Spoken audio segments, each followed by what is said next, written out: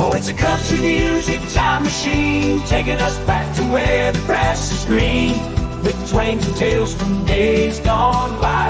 Let's ride those old trails beneath the open sky, in our country music time machine. In our country music time machine.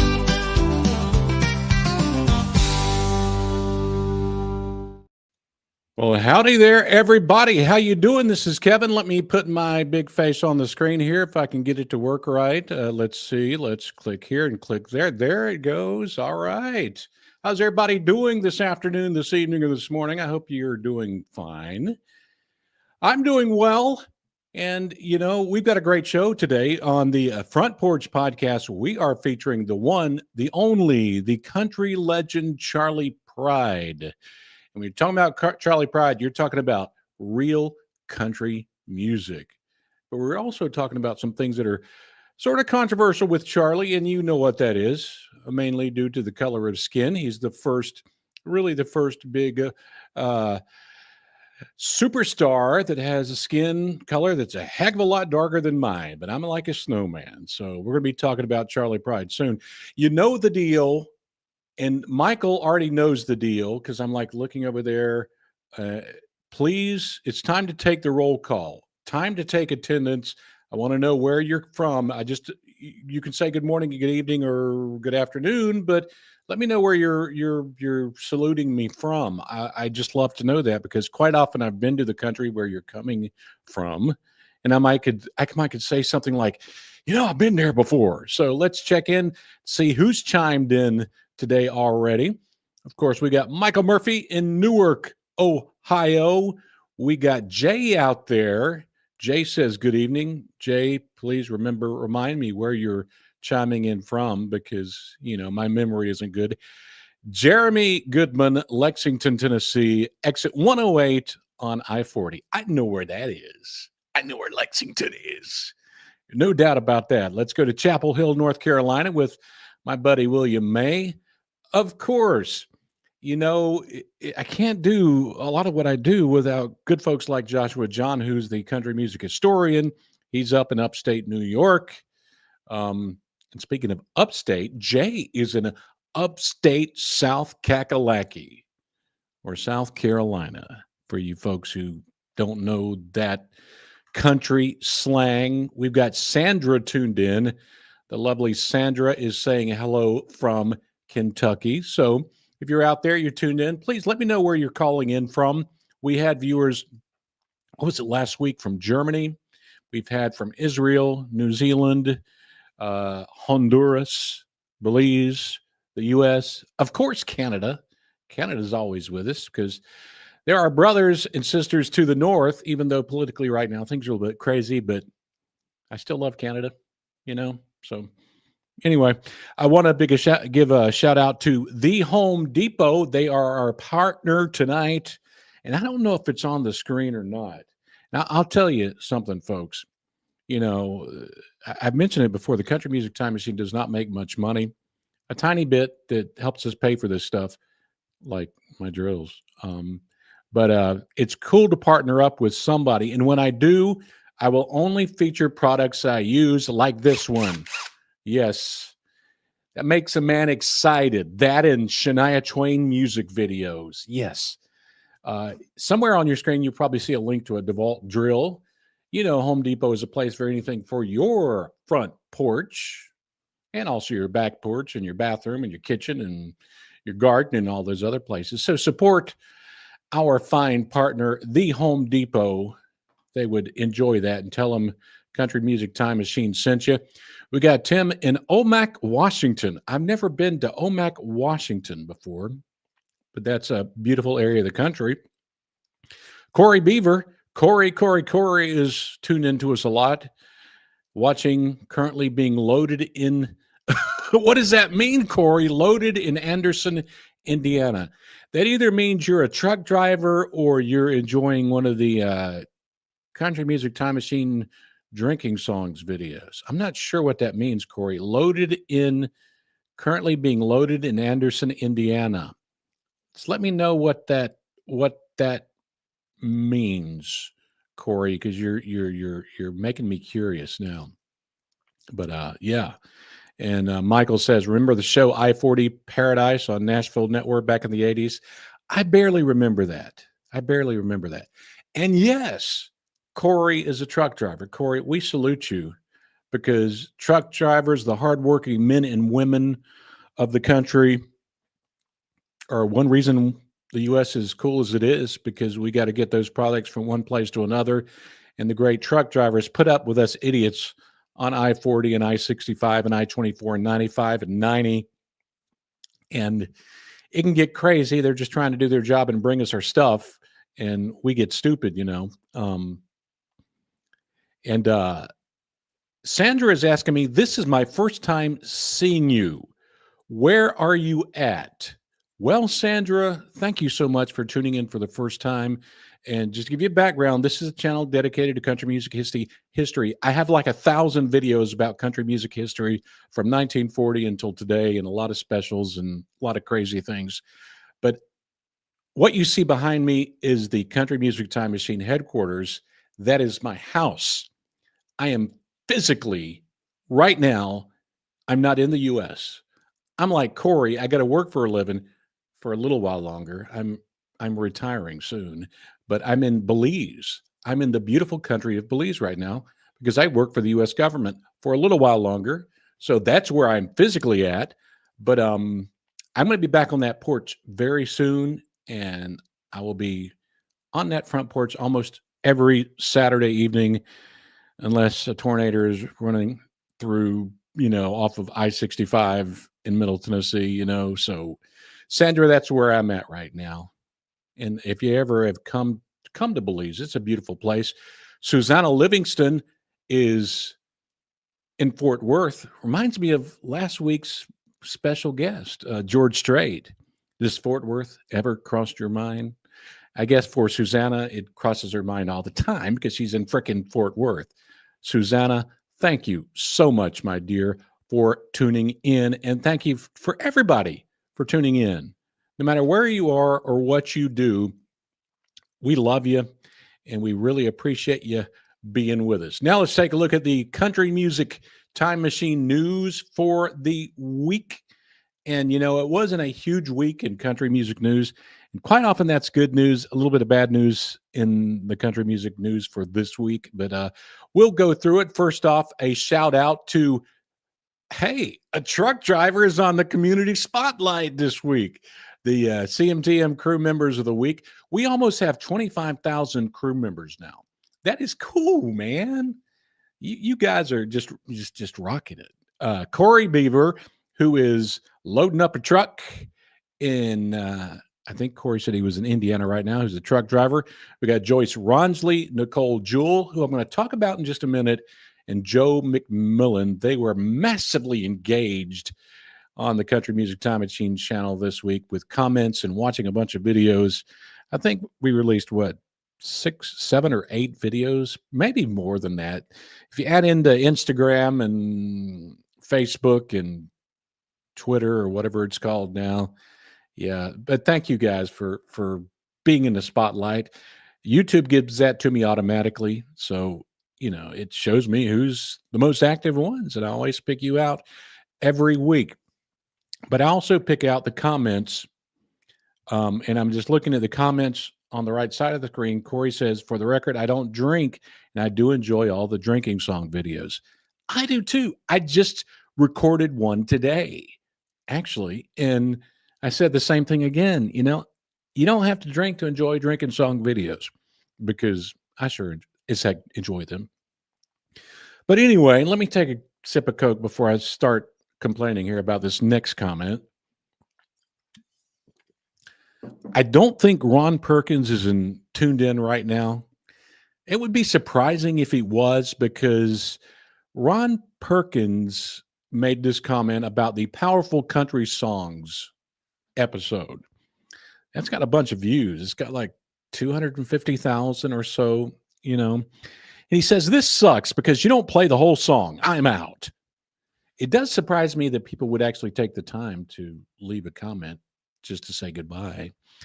But as I have said quite a few times, The Country Music Time Machine channel is dedicated to the history of country music and featuring some of the greatest artists of country music history and some of the amazing stories, the crazy stories that we talk about sometimes. So I don't all the time play an entire song. I very seldom play an entire song, really. And it's because of, I do have another job. I have to do other things other than edit videos, but also copyright gets involved. So sometimes I just can't do it. So I'm sorry, Ron Perkins, you're not going to be tuned in, but I wish you were a real country music history lover. Maybe you would be tuned in then. And we are still getting backlash about Johnny Horton. Johnny would turn over in his grave to know he's causing such a stir on YouTube right now. A few weeks ago, I put out, and I think I'd programmed this video to come out long before the change of the name from the Gulf of Mexico to the Gulf of America. So it was automatically coming out anyway. But I got another crazy comment about the video. It says, "This is a really lame song. I can't believe adults enjoyed this." Now, the amazing thing about this comment, look at the handle of this comment. It is ESL-OG. Now, if I'm into my hip hype talk of today's young kids, an OG, I guess it stands for old gangster. Man, us old gangsters appreciate Johnny Horton. If you were a real old gangster and you really loved country music, you would love Johnny Horton. But I think, Joshua John can probably confirm this to me, but I think that was a crossover hit. I believe it was the number one hit of 1959, but I'm pretty sure it was on the pop charts too. So the real OGs of country, at least, we love Johnny Horton. So take that, Ron Perkins. I also put a post this week about name this country band, and I don't know if you guys saw this. I'm going to leave this on the screen so you guys can see it. See if you can guess who that is. I like doing that sometimes because some of the best country artists I've ever worked with on the radio and some of the best I've ever met and listened to were not huge superstars. They may have just been a fleeting moment of country music history. And this band was one of those. Can you name that band? Look familiar to you? The hit is late 80s to maybe early 90s. Shane Woods, 1980, knows who that is. He says, that would be Bailey and the Boys. Oh Heart was played hourly. Long shot video played on CMT back when they actually played country music. Isn't that the truth there, Shane? And Heart of Stone was a hit too. Yeah, Bailey and the Boys was they were great. And their harmonies were just incredible. All right, got to make a correction on something I screwed up last week. It's not the first time I've screwed up something. It's not the last time I'm going to screw up anything either. I work a lot with Joshua John, and he gives me a lot of the information we use on this channel. And he does correct me sometimes. Sometimes I do screw up, and my older brain doesn't get things together. But I gave false accreditation last week because somebody wanted to know a song talking about carcinogenics in the water and all this kind of stuff. And it was reminding her of a song, but she couldn't figure out what the song was. And I give the credit to Joshua John because anything smart comes from Joshua John. But actually, Nicole Jewell actually told me this was Bobby Bear Food Blues, So, Nicole is also smarter than me. So go figure. Like I said, not a huge, a big week in country music history or country music news, but I think the saddest news was this news: Carl Dean dying. I'm going to bring up a comment from Jeep Animal because Jeep is always tuned in. Deepest sympathies to Dolly Parton. Her joyous voice kept many of us happy through the darkest times of need. We can only hope that she'll feel the warmth of our love surrounding her in this, her time of need. And I'll tell you this, all you listeners out there and those viewed right now, you should, when you feel like making a comment, you should make a comment because you never can tell who can see it. I'm here to tell you right now, there are country music stars and country music legends that watch this channel. So Just keep that in mind. But we talked about Carl Dean a few weeks ago when we did feature the country queen that is Dolly Parton, and it's got to be tough. They were together for decades and decades and decades, and our thoughts and prayers are with the one and only Dolly Parton. The other news of this week, and nothing else big news happened, but I saw this one, and I think Joshua told me about this one too. Forever and Ever, Amen. The movie is coming out hopefully next year. That's cool. Hope that they won't use AI when they make the movie. I think it's cool also because Clay Walker is going to be playing the part of Randy Travis. I didn't know Clay Walker was an actor. I guess you don't have to be an actor if you can act. Maybe you don't have experience acting, but you can act. Tim McGraw wasn't an actor. He was a country star before he was an actor, you know. Actually, Tim McGraw was helping me load a desk in a truck in the early 90s. But that's another story. But yeah, we look forward to seeing Forever and Ever, Amen, the movie coming out next year. And now let me take this off the screen. I'm going to go back to me and bring up a comment from Michael Murphy right now because this is a timely comment. Michael says, it's a terrible day in 2020 when we lost Charley Pride. I saw him at the Ohio State Fair in the 70s. Awesome concert. And that's who we're going to feature right now. Ladies and gentlemen, the one and the only Charley Pride. Let me take this off the screen and put old Charley up there. You know, there are many country legends out there, but there's no country legend like Charley Pride. You've got to imagine what his life was like, especially when he came out and tried to become a country music star. But I watched and studied a lot on Charley Pride in the past week, and I never had the opportunity, like Michael, to see Charley in concert or to meet Charley. But after all the videos I've watched and the interviews that he did, he seems to just be a down-to-earth and a good fella who was not obsessed with politics. And that is a real good thing when it comes to being a country music star. So let's talk about Charley. Charley Pride. Charley Frank Pride is his full name. I think you guys are going to learn some stuff about Charley Pride you didn't know. He was born on March 18th, 1934. His birthday is coming up here pretty soon. He's from Sledge, Mississippi. I think I drove through Sledge, Mississippi one time. And it's one of those places, if you blink, you might miss it. Today's population around 368. But that's where Charley Pride was born. I always like to give the hometowns because in so many ways, hometowns are what makes us. I was born in Victorville, California, but I really don't consider that my hometown because it's where my dad was stationed in the service. But I was raised partially in Japan, but my real hometown of being raised when I was a boy was South Carolina, Conway, South Carolina, near Myrtle Beach. So that's sort of where I'm from. It's where I graduated from high school, went to college there. But my home now is in Middle Tennessee. And when I'm not traveling all over the world like I've been doing the last 23 years. But hometowns are important, and Charley Pride's hometown is Sledge, Mississippi. He was a sharecropper's son, 11 brothers and sisters. He grew up very, very poor, but his mother was his rock. Isn't that the truth for so many of us? You know, quite often, our mothers are what makes us survive.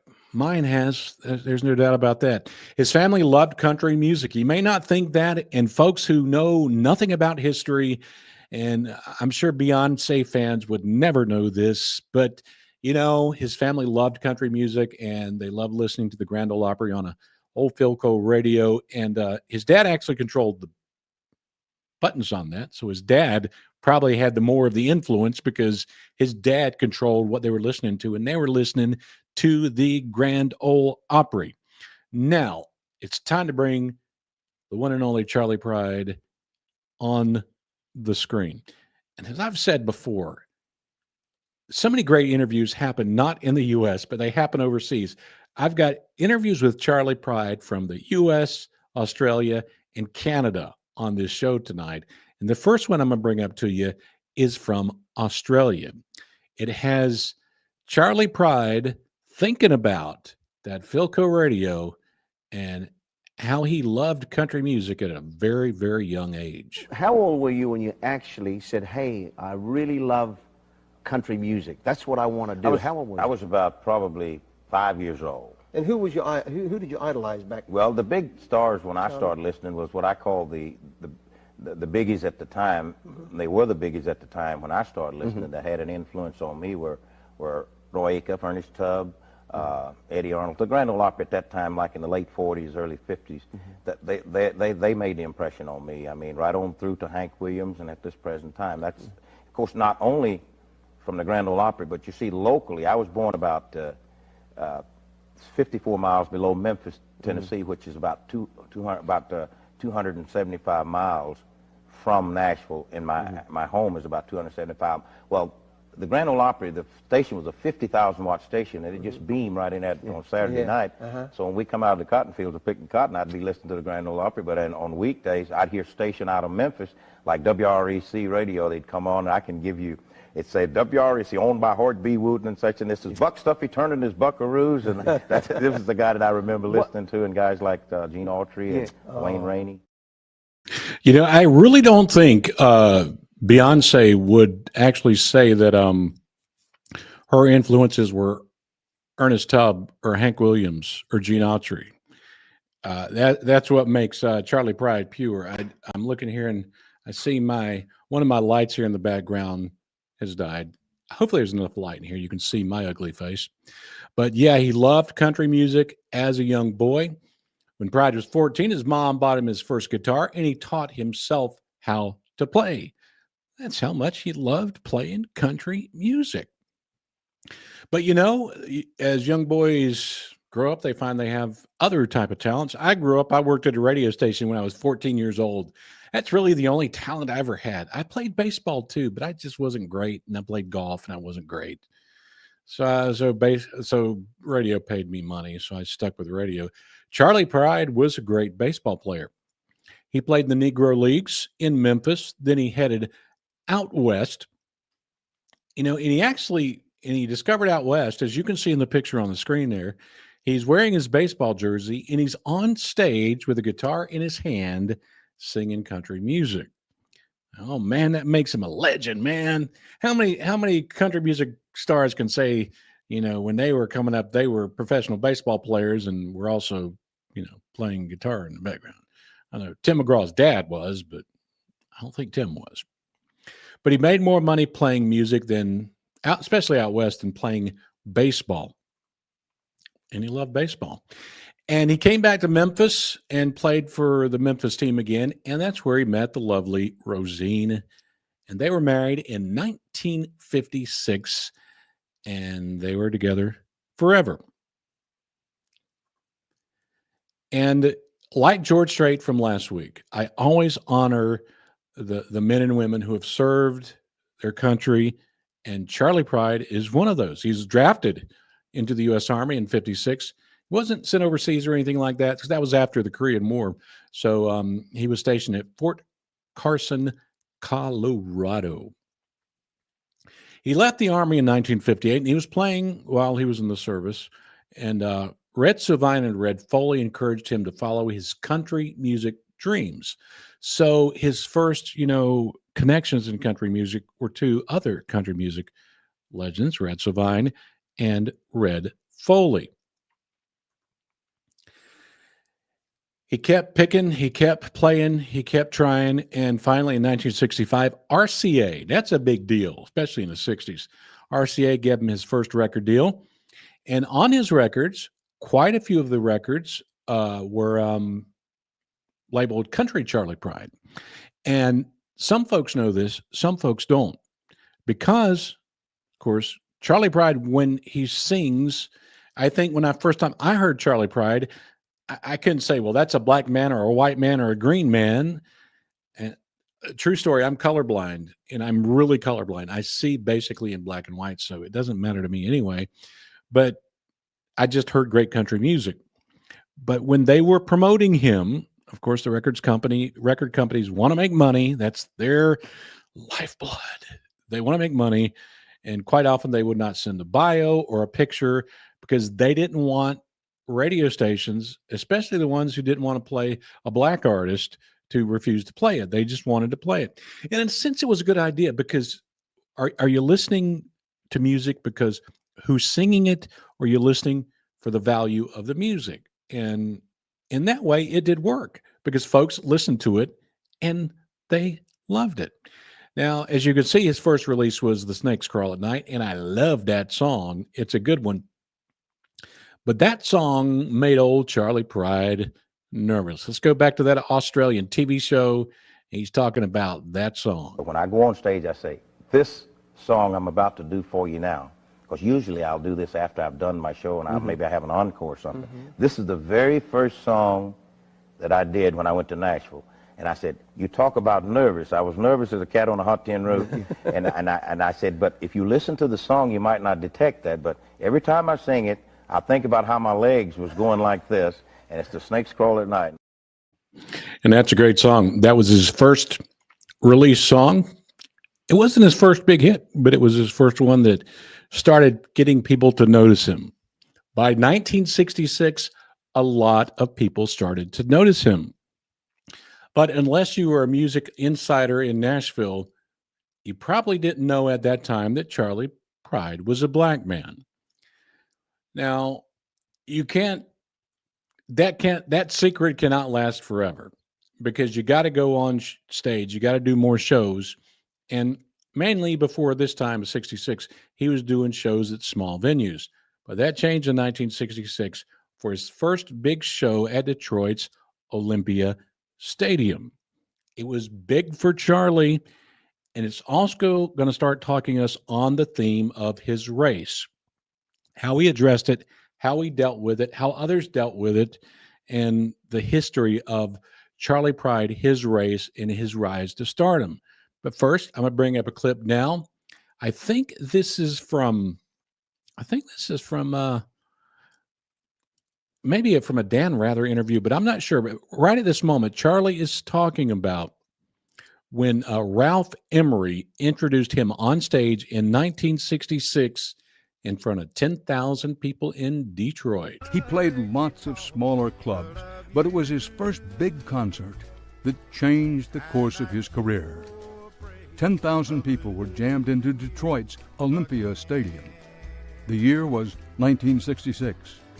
Buck Owens and Merle Haggard were on the bill. But when a new artist named Charley Pride was introduced, the crowd was in for quite a surprise. Well, they were in for quite a surprise. And I do want to correct Dan Rather. It's not Merle Haggard, it's Merle Haggard. Come on, Dan.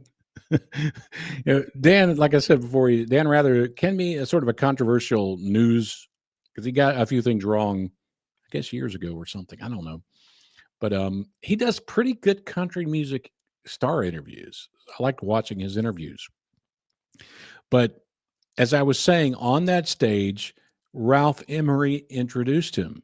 Now, 10,000 people were surprised at what they saw after that intro happened. And now he has 3 singles out. He named them all The Snakes Crawl at Night, Before I Met You, and Just Between You and Me. It was just going up the chart. Went to number 9. Got nominated for a Grammy too. And now, from RCA Records, Charley Pride. Yeah. And I come out of those shadows up in the lights and like turning down the volume. Yeah.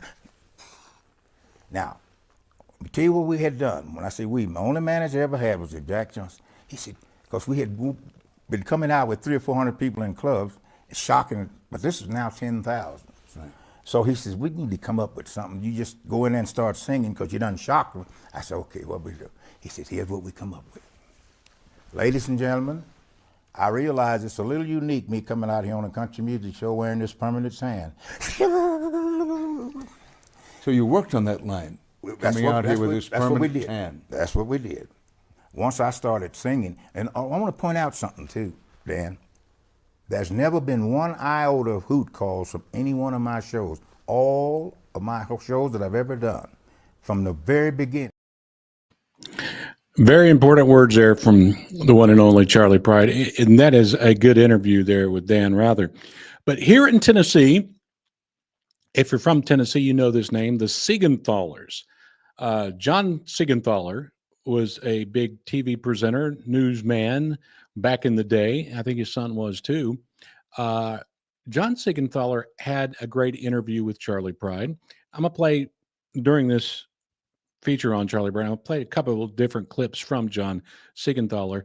But this one keeps talking about how Charley Pride had to deal with or did not have to deal with racism. There were many clubs and many stages where you didn't appear because promoters were afraid for that face to be seen by audiences. Well, there was some reluctance at the very beginning of my career by different promoters and different clubs that thought that it might be some adverse reaction once I was booked in their particular establishment, but they shouldn't have been worried, because although each night was a test, seemed like in every different club or town, but there never was any problems or anything. But I can understand why the reflective thing was there, because of my career. I came along at the height of the civil rights movement and the sit-ins and et cetera. But once I got on stage and started singing, all that kind of stuff dissolved. But just think about this, folks. Can you imagine how many times Charley Pride was asked that question? I'm sure he wanted folks to focus on his country music, not on the color of skin, but it was something that was asked, and it needed to be addressed. Let's go up to Canada now. There's a show up there, and if anybody in Canada is tuned in, I don't know if this show is still on the air, and it's called the Strombo Show, I think it is. I think his name, I don't think I could even pronounce his full name, probably not. But I got a great interview with Charley Pride on the Strombo Show, and I guess Mr. Strombo is asking Charley Pride an important question. So did you experience racism in country music? No, because that's what people think. Man, you must have had it rough. But I didn't. Really? Now I can tell you some funny things have happened, but not no tough. You know, with like Jackie Robinson, they put the black cat on the field. They signed petition, wouldn't play with him and all that. Yeah. No, every one of the, I cannot think of and tell you, and it's the truth again. Not one of my peers has ever said any harsh words to me or called me, other than Willie with his, with that. Sure. When you were a kid walking to school, I'm sure you experienced it. Oh, now you want to get back Mississippi? Yeah. Oh, I've been called some everything. I mean, yeah. But in that business, that's so fun. Even Muhammad Ali, man. Muhammad Ali comes back after winning an Olympic medal and can't get served in a restaurant. Well, I got out of the Army in 1958, and I had a son. He was so hungry, and I stopped my own home state. And I had to get someone to go and get a carton of milk for him, because I couldn't go up and get it myself. You couldn't get it yourself? 1958. Amazing stories from Charley Pride, but it's sort of, if you follow how Charley Pride is talking here and how he tells these stories, it shows you what a strong man he was. There was a little mention there of Willie Nelson in that bit of the video. And a lot of folks may not know this. And I think it's an important moment in country music history, really, because there was a moment in Charley Pride's life where he got a blessing from another country music legend. And that blessing was in the form of a kiss on the lips. So let's address the Willie Nelson, Charley Pride kiss. Is it true that one night in Texas, Willie Nelson kissed you? Yeah, he did. On the mouth? He did. How'd that go over? Well, nothing I could do. How does Willie kiss? He just walked up and did it. A guy kiss you on the mouth. I mean, I'm especially glad that we ain't that. I heard he did it because It was to support you because you were playing in a bar that didn't want, really, the guy didn't want to have a black guy on stage. Well, now, he kissed me on the mouth, but see, we got a different memory of where it happened. It wasn't in the bar. He was standing on a roadway in hotel. This is what I remember. Now, I got him back, too. I got him to come and do Family Bible in my Gospels. And I asked my booking agent, I said, you watch this. I want you to get a picture of this. I'm going to get him back. I'm going to plant it right on his mouth. So, you see why he wouldn't, he's got off his bus and he come, oh, man. I got him back, see, because he didn't figure I was going to do that either, and I didn't figure he was going to do it. Right. Yeah, and I want to bring up a comment now from Corey Beaver. Corey says, DeFord Bailey was the first black performer on the Opry, but I don't know if he sang. He played harmonica at the beginning of the Opry. I'm not sure if he sang either. DeFord Bailey, DeFord never got the credit he deserved, was really the first, I would say the first black Opry star. Charley Pride, the first black, country music superstar. But it's important in the annals of history to remember that DeFord Bailey was an institution at the Grand Ole Opry. And it's a good point to bring it up. Also, P. Smith is tuned in here, said she saw him at Madison Square Garden in 1981. Man, that's why I love you guys when y'all put these comments down there. I worked in radio, but I never had I met many country music legends. I never had the opportunity to meet Charley Pride or see him in concert. So when you guys leave those memories, I love that. Thank y'all so much for doing that. But race was part of the battles he had to go through. It did not prevent him from becoming a country star, and he was a country star because he was singing great country music. But there's another show, and this show is still on the air, and this is a very controversial show. It's called The View, and they actually interviewed Charley Pride. And and in this interview, I just get the feeling that Charley Pride is getting tired of the continuing questions about race from news reporters. Let's check into this interview. When I first started in this business, one reporter said, well, Charley, how does it feel to be the Jackie Robinson of country music? I said, Charley, how does it feel to be the first colored country singer? I said, Charley, how does it feel to be the first Negro country singer? Charley, how does it feel to be the first Afro-American country singer? Well, hold on. I said, I feel the same way I did when I was colored. And the great thing about it is Charley Pride just had a great sense of humor. But it would drive me crazy to be continually asked the same question when you want your music to do the talking. Here's another, and I think this is the, let me check my notes here. In this interview, it's continually talking about this theme and about name calling and things like this. And this is how Charley Pride addresses it. I feel sorry for anyone that want to call me a name or you a name or anyone a name outside of a person as a person being an American. That's what, because mostly that's what I live with, mostly Americans. Sure. So I meet first, when I meet people, I meet them on the basis of that they are another American that's talking to me. Now, if they have hang-ups, what I call skin hang-ups, color hang-ups, et cetera, then I've always felt sorry for these people, and I still do.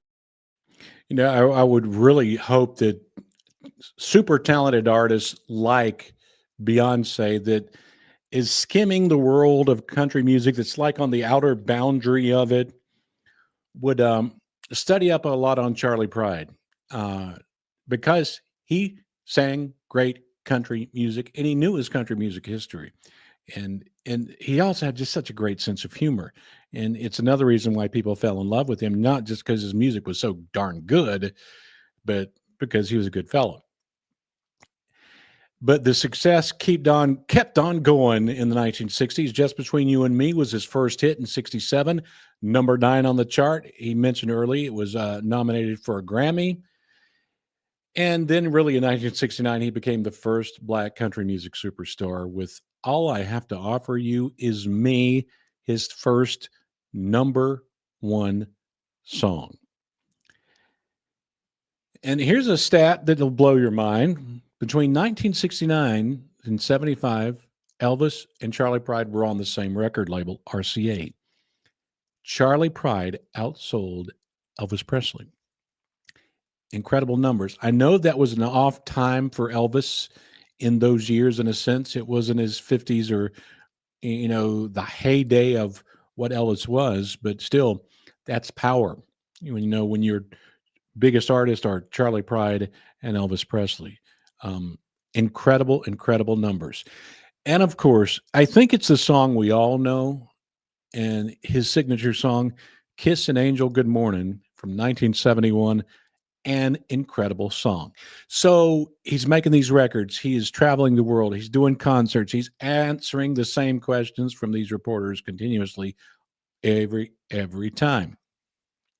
But, Charlie's becoming to be a rich man at this time in his life. If you sell that many records, you're going to make some money. And in the 70s, a reporter was talking to him about that.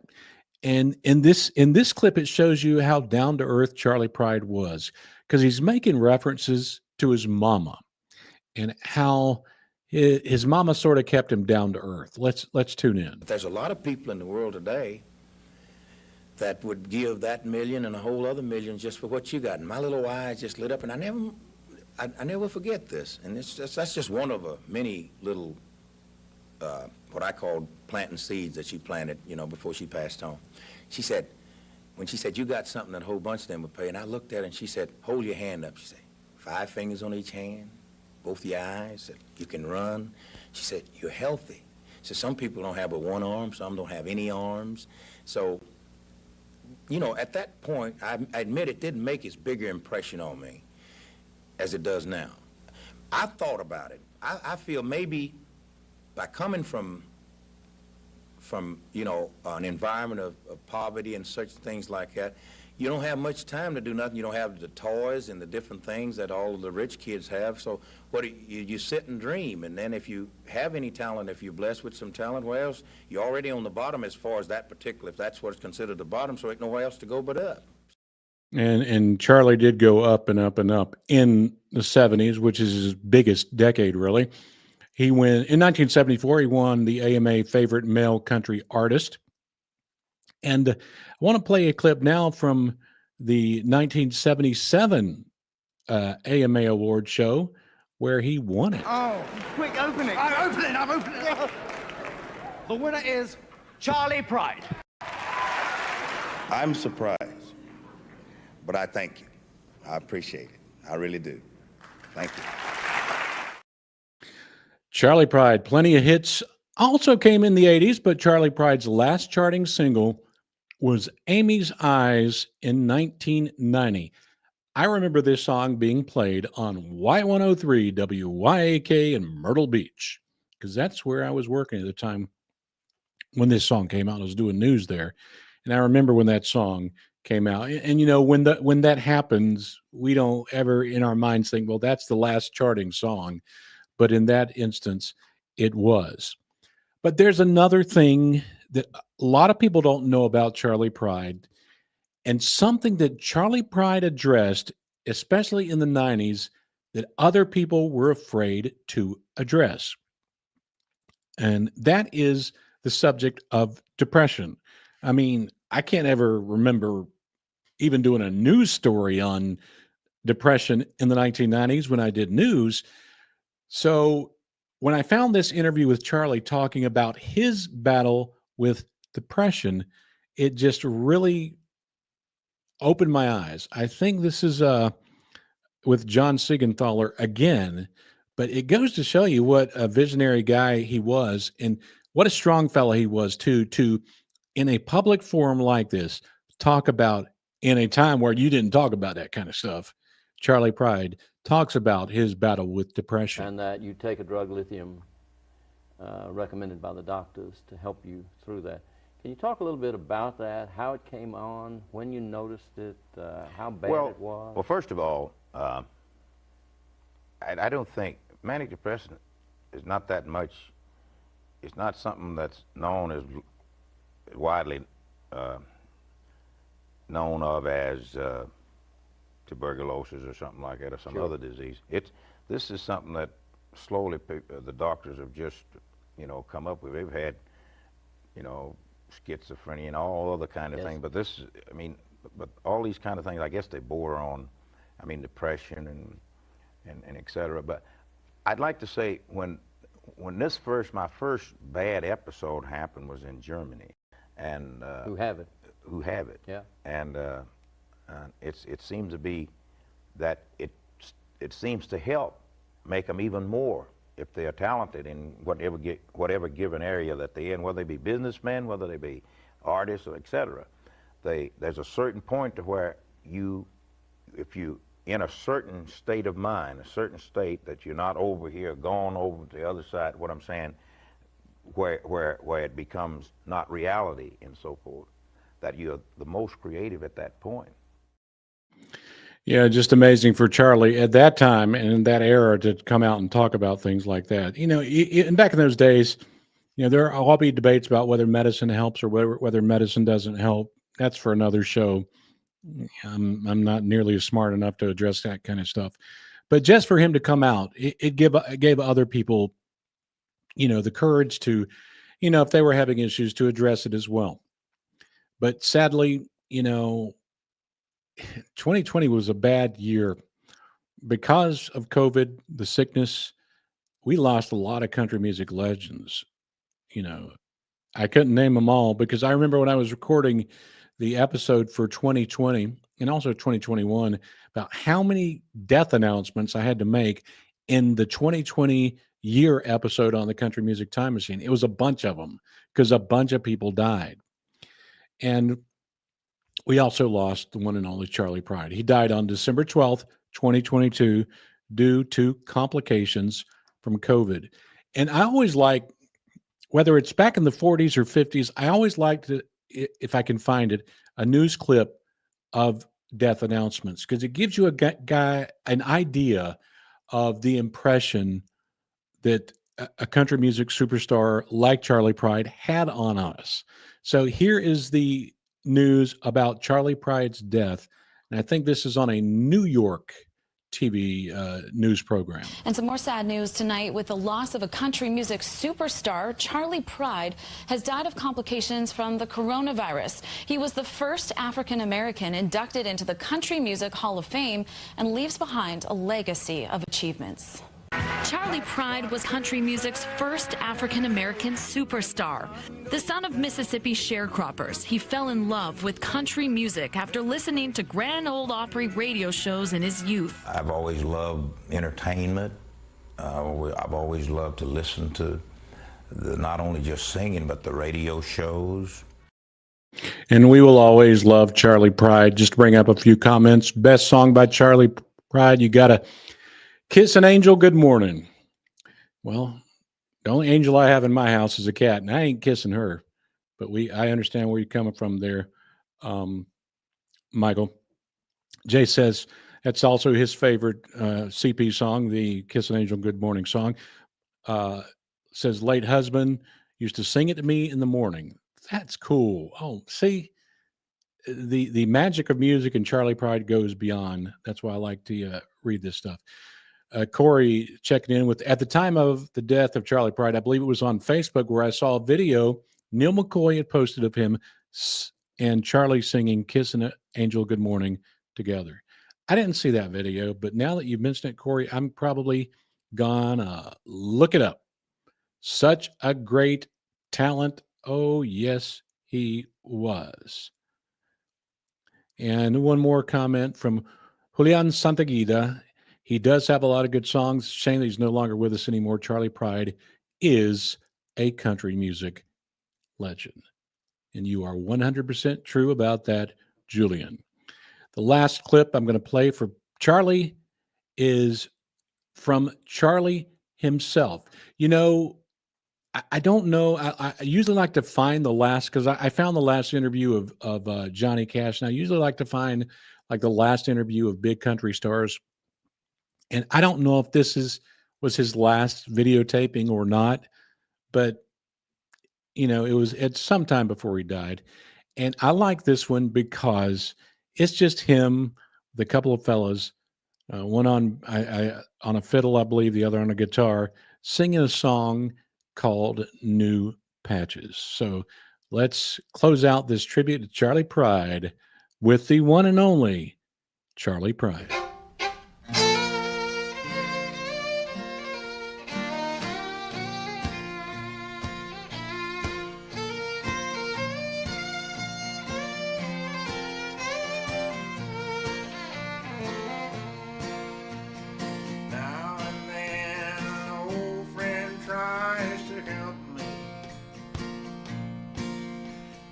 Telling me there's someone I should meet,